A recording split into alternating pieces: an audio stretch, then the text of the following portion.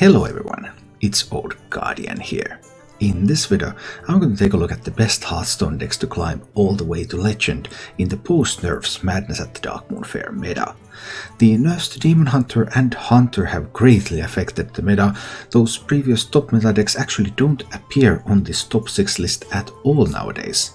But don't worry if you wanted to play Demon Hunter, if you wanted to play Hunter, all the pre-nerf decks are still playable. They're rocking at best around 53% win rates, which is a little bit too low to actually get to the top list, but that means that they can still actually be played all the way to Legend. It's just a little bit slower process. With the numbers of Demon Hunters and Hunters going down, there are new meta tyrants in town, and those meta tyrants are mostly Evolve Shamans. I'll talk more about Evolve Shaman in just a moment. So the decks that are at the top right now are typically decks that have a decent matchup against Evolve Shaman. Even if the decks are not exactly favored against Evolve Shaman, at least they have like 50-50 matchup against that. And one of the decks that I really didn't expect to see coming back, but it always comes back, is Zoo Warlock. Indeed, with those Demon Hunters out of the way, Zoo Warlock is actually playable again.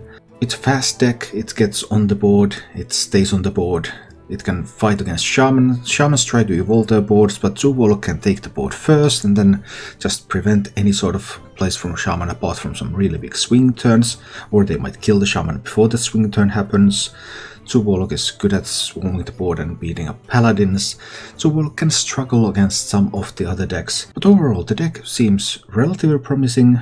The games are pretty fast, so it's a viable option for climbing at the moment. Then there is the Meta Tyrant, and I'm recommending Evolve Shaman only as the number 5 option, despite Evolve Shaman being such a prevalent deck. Right now, when I looked at the most recent statistics on rank 1, just on the brink of Legend, Evolve Shaman was more than 30% of the meta right now. And yeah, that's incredible.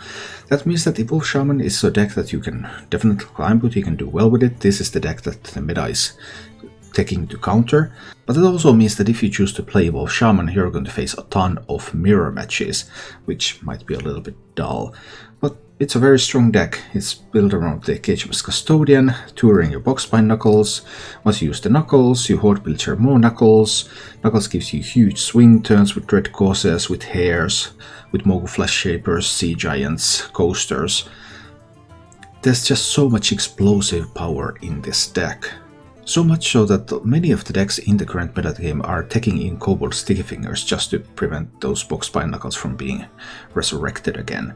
Even some Evolve Shaman lists are taking in Kobold Sticky Fingers for the mirror matchup, but the performance of that deck seems to be fairly low for this specific archetype itself. It's just an overall very strong archetype, it's meta warping, but there are some answers to it in the meta, and you're going to play a lot of mirrors if you choose Evolve Shaman, so while it is a deck that can be played to Legend, it's not my top choice for that. In fact, you can surprise people and have a favorite matchup against Evolve Shaman by going for even a more aggressive Shaman.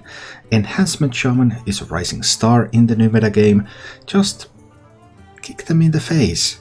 While Evolve Shaman is trying to set up for their swing turns, you just go ahead and kill them. And as an upside, everyone thinks that you're going to be Evolve Shaman, so they don't really see it coming. So you have this double advantage of being favored in the mirror even if they know what you're playing, and being surprising in all the other matchups. The second most common deck in the current metagame is Rogue, and especially this Whirlkick Rogue, this combo Rogue.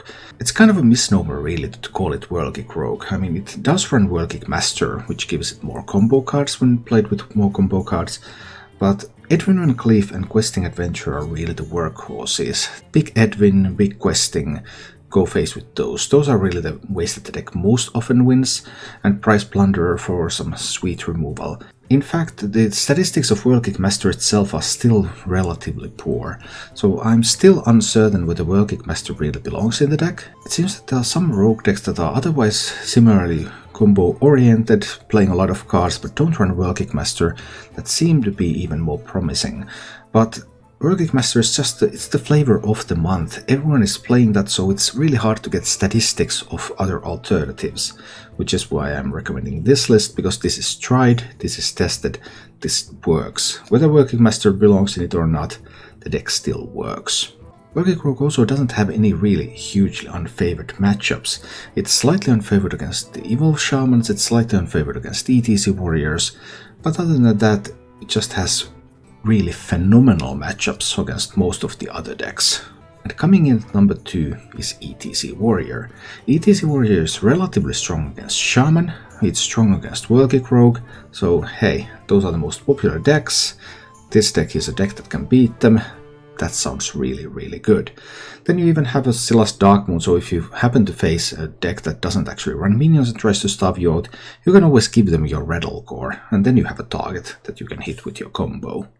ETC Warrior's main weakness is Paladin. You may have noticed a lot of these decks have weakness against Paladin, and here, Paladin. Even though it's not the most popular deck right now, the number 1 deck I would recommend for climbing the legend right now is Broom Paladin. Broom Paladin is doing extremely well in the meta. It's just all around strong, it doesn't have any clear weaknesses, it has it all, it can do huge minions, it can do white boards, it can clear anything. Just a very strong deck. Some people are even taking Cobalt Sticky Finger to Broom Paladin to better beat Shamans, but it looks like the deck doesn't actually need it. And from my perspective, the Blessing of Wisdom as a new addition to this deck seems to be the most promising addition. You so often have a board, you can get some more cards from that. That can also help you with your pen flingers. Having fewer 1 health minions means that your Salhet's Pride is better at tutoring your pen flingers, and pen flingering is what it's all about. So even though the meta is called Shamanstone, and even though Shaman and Rogue are by far the most popular decks, it seems to me that the strongest deck right now for climbing is actually Broom Paladin. Thank you for watching.